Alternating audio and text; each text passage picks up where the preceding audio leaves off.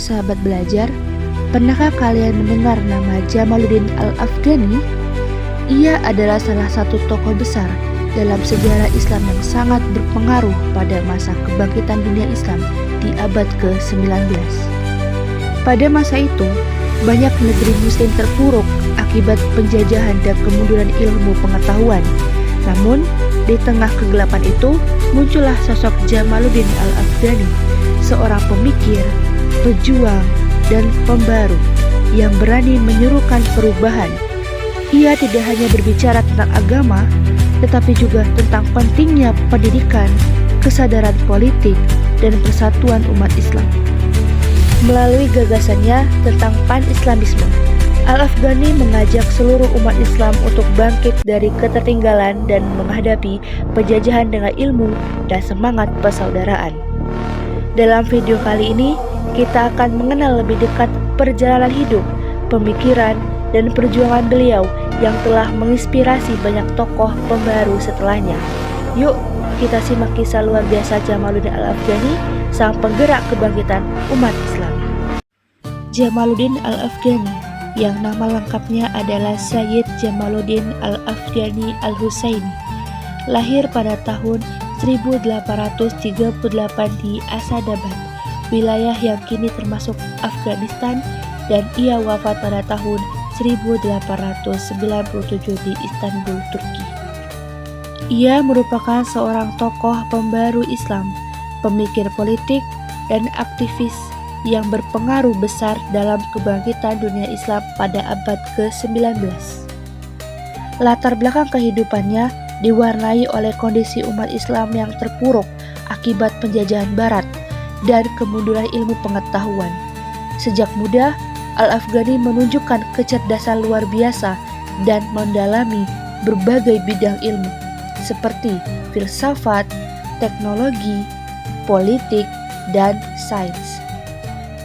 Ia banyak melakukan perjalanan ke berbagai negara seperti India, Mesir, Iran, dan Turki untuk menyebarkan gagasan pembaru Islam dan membangkitkan semangat persatuan umat, yaitu pan-Islamisme. Melalui pemikirannya, Al-Afghani menekankan pentingnya umat Islam untuk kembali kepada ajaran Islam yang murni, berpikir rasional, menolak taklid buta, serta melawan penjajahan dengan pendidikan dan kesadaran politik. Kehidupan yang berpindah-pindah mencerminkan perjuangannya yang gigih dalam menyatukan umat Islam dan menentang penindasan kolonialisme Barat di dunia Islam. Al-Afghani menyuruhkan jihad melawan penjajahan dan menentang dominasi politik Barat atas negeri-negeri Islam. Ia mengajak umat Islam untuk berpikir kritis dan rasional, serta tidak sekedar mengikuti tradisi lama tanpa dasar ilmu dan pemahaman. Ia menekankan pentingnya pemerintahan yang adil dan rakyat yang berpendidikan, karena kemunduran Islam disebabkan oleh ketidaktahuan. Karya-karya Jamaluddin Al-Afghani. Beberapa karya dan kontribusinya antara lain, yang pertama Al-Urwah Al-Wusqa, yaitu tali yang kokoh. Majalah ini ia terbitkan bersama muridnya yang bernama Muhammad Abduh. Jurnal ini didirikan di Paris setelah Al-Afghani bertemu dengan Muhammad Abduh, muridnya yang berpengaruh. Jurnal ini bertujuan untuk menyadarkan umat Islam akan keterbelakangan dan membangkitkan semangat perlawanan terhadap penjajahan Barat.